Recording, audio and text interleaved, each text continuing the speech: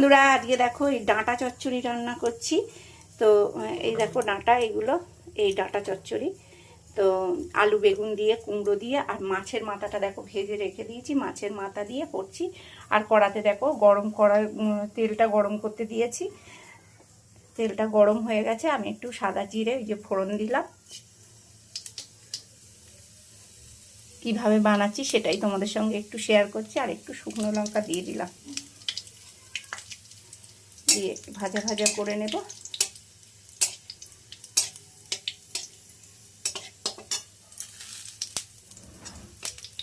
তো একটু ডাঁটা চচ্চড়ি আর মাছের ঝোল বানাবো আজকে।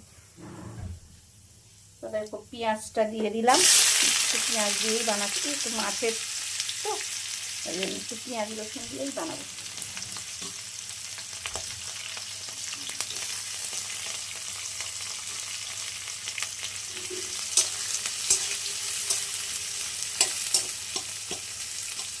পেঁয়াজটা একটু ভাজা ভাজা করে নিই।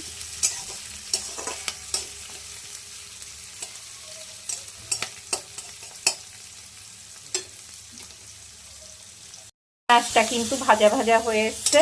তো দেখো পেঁয়াজটা একটু লালচে লালচে করে ভাজা হয়ে গেছে। আর এটার মধ্যে এবার আমি একটু রসুন দিয়ে দেবো।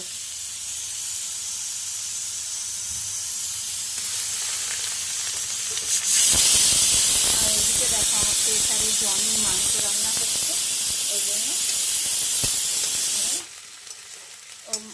জনি মাংস ভাত খায়, তো ওর জন্য মাংসটা বসিয়ে দিয়েছি, মাংস ভাত খাবে।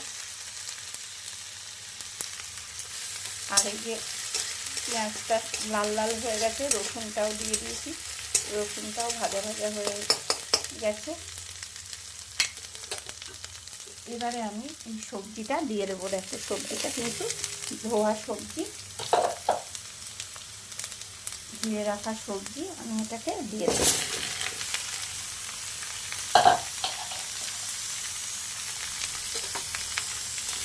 এটা দিয়ে আমি ভালো করে বানাবো, যেহেতু আমি মাছটা দিয়ে বানাচ্ছি।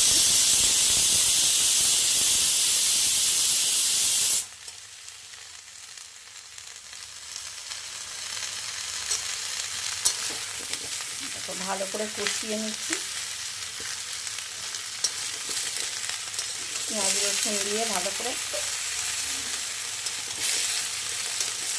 ভাজা ভাজা করে নেব, তারপরে মশলাটা দেব।